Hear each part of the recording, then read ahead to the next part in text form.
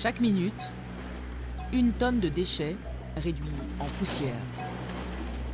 L'équivalent de 50 000 machines à laver broyées en 1 mois. Déplacer les montagnes, ce site de Gennevilliers en a fait une spécialité industrielle. Il y a 3 ans, on traitait à peu près 4 000 tonnes. Maintenant, on est sur 12-13 000 tonnes par mois. Et on a beaucoup de matières qui pourraient être réutilisées. Le constat, à grande échelle, se vérifie sur tous les sites de la région, y compris les petites déchetteries de quartier, où certains se débarrassent un peu vite de leurs objets. Je viens jeter un micro-ondes, mais je suis pas sûr qu'il soit plus bon. C'est peut-être le fusible, mais j'y connais rien. Donc dans le doute, comme je suis pas bricoleur, j'en achète un autre. Un réflexe loin d'être isolé. D'après l'étude la plus récente, 9,3 millions de tonnes de déchets réemployables sont jetés en 1 an et seulement 1/10 est récupéré. Voilà, c'est bon, c'est bon. C'est de la surconsommation. C'est-à-dire que les gens, ils sont là pour un petit pet ou un truc, ils vont jeter leurs meubles. Ça s'arrête jamais, on n'a jamais de pause dans l'année. On nous dit de ramasser, on ramasse. Pourtant, les ressources utilisables sautent aux yeux. Dans les bennes, en surface, au moins 6 objets récupérables qui, une fois arrivés ici, vont être détruits. Alors on a décidé de se livrer à une petite expérience. Il suffit de regarder là dans cette benne, par exemple, on pourrait prendre 2 objets. Une cafetière, ici, et puis un vaporisateur. Là, il manque simplement un fil, manifestement, et on va voir si on peut les réparer. Maintenant, il existe justement de plus en plus de lieux où on peut venir faire réparer ce type d'objet et avoir des conseils. Le plus connu à Paris, c'est la recyclerie. Dans cette ancienne gare, réhabilitée en restaurant, l'atmosphère est conçue pour rendre le recyclage tendance et branché. Ici, tout se transforme. Et dans cet atelier, ceux que l'on surnomme les René proposent de donner une seconde chance aux objets. Bonjour René. Bonjour Lame. Alors voilà, on a trouvé ces 2 objets à la poubelle et comme on nous a dit que vous étiez parmi les spécialistes de la recyclerie, on s'est demandé si on pouvait leur donner une seconde vie ou s'il fallait vraiment les jeter. Il faut d'abord faire un diagnostic pour voir pourquoi on les a mis à la poubelle. Par contre là-dessus, je sais que je vais y passer plus que 2 heures si je veux bien faire les choses. Et là, je vais dire aux gens, non, on ne fait pas ce genre d'appareil.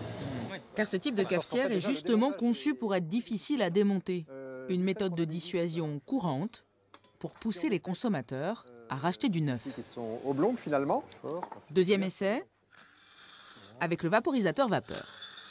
Ce composant, en fait, on peut le changer tout simplement. Il y a une vis à dévisser ici pour enlever la patte qui le tient et ensuite on rachète le même modèle. Ça vaut à peu près 3-4 euros. Voilà, une fois qu'on l'a changé, normalement c'est réparé. Une fois la pièce défectueuse achetée, en boutique ou sur Internet, la réparation coûtera 5 euros la demi-heure de travail. En 1 an, 900 appareils sont passés par ces étagères.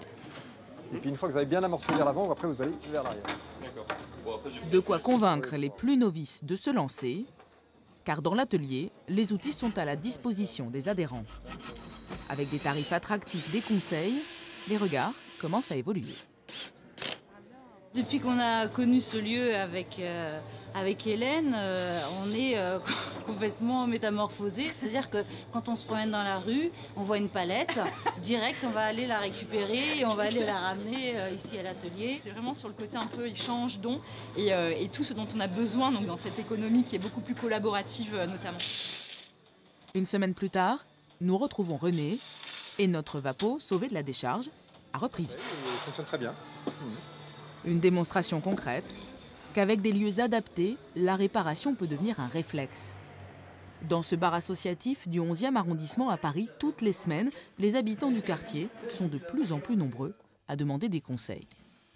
Moi, ce que je propose, c'est vraiment aux personnes qui le veulent de reprendre un peu de contrôle sur leurs objets, d'être capable de comprendre comment ça fonctionne à l'intérieur.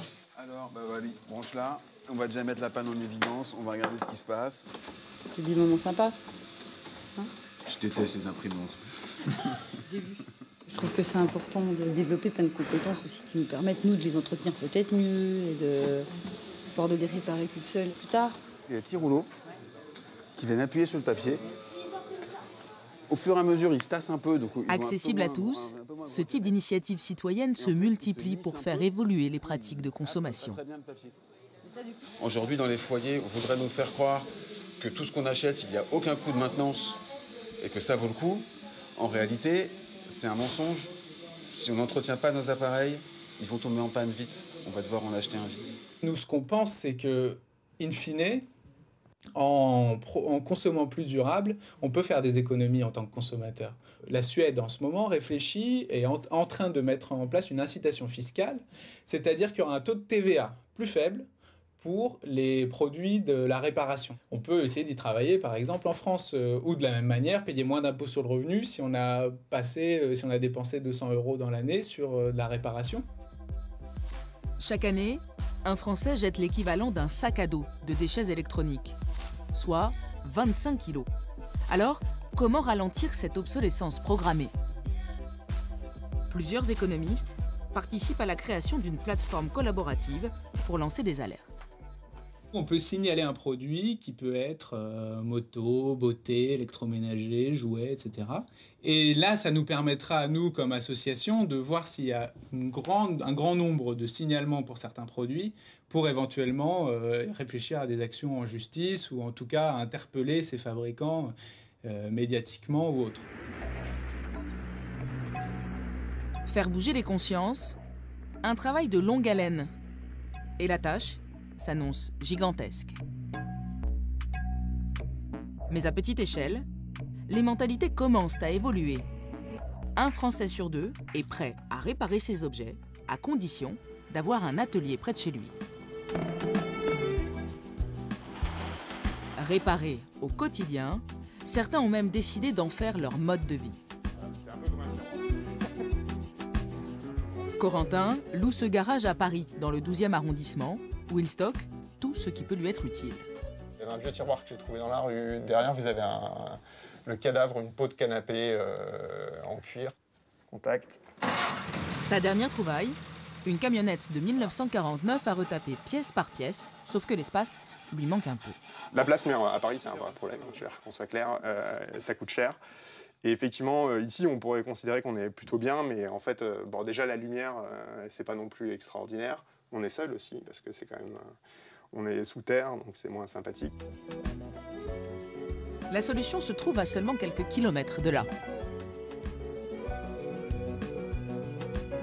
Un lieu, unique en Europe, vient juste de s'installer à la porte d'Ivry. Bienvenue au Tech Shop.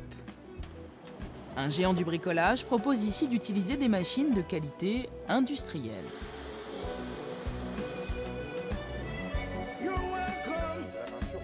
Au programme de la journée pour Corentin, cette jante de collection à récupérer comme neuve. Première étape, le sablage. Ça nécessite une centrale d'air comprimé assez sophistiquée, donc effectivement c'est plutôt difficile d'accès, pour ne pas dire prohibitif pour un particulier, donc voilà, il n'y a qu'ici qu'on peut les avoir. Avec un forfait de 90 € par mois, les abonnés accèdent en illimité à 2000 mètres carrés d'équipement et peuvent apprendre à les utiliser. Bien sûr, les premières fois, on va se rater un peu, hein, surtout sur les temps de cuisson, etc. Il y a un peu un coup de main à prendre, mais c'est quelque chose qui, en tout cas, je pense qu'avec les formations d'ici, on est tout à fait capable de sortir et de faire de peindre des pièces correctement à l'époxy. Étudiants, ingénieurs, créateurs se croisent ici pour développer des projets. Mais l'objectif, à terme, c'est d'attirer plus de particuliers. Une clientèle de loisirs pour qui bricolage rime avec innovation. Investissement total, 1 million d'euros.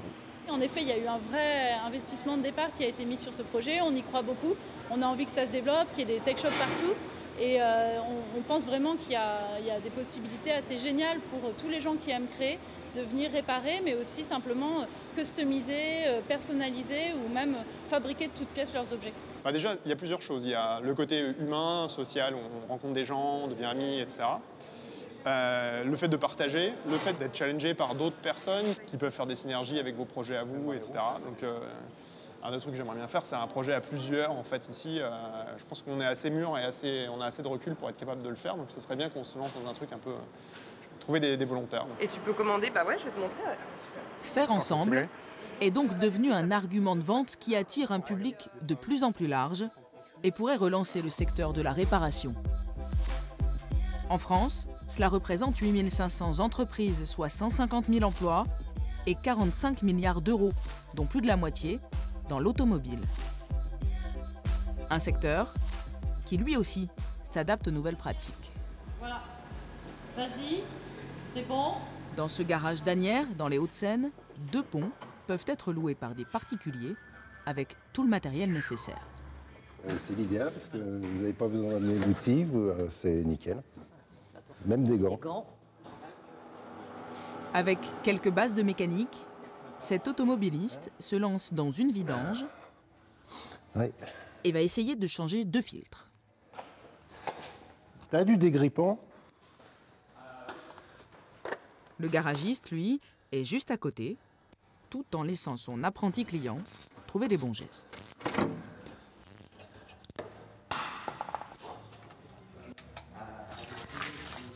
Donc c'est vidange, enfin même des plaquettes de frein, des petites choses, hein, on va dire.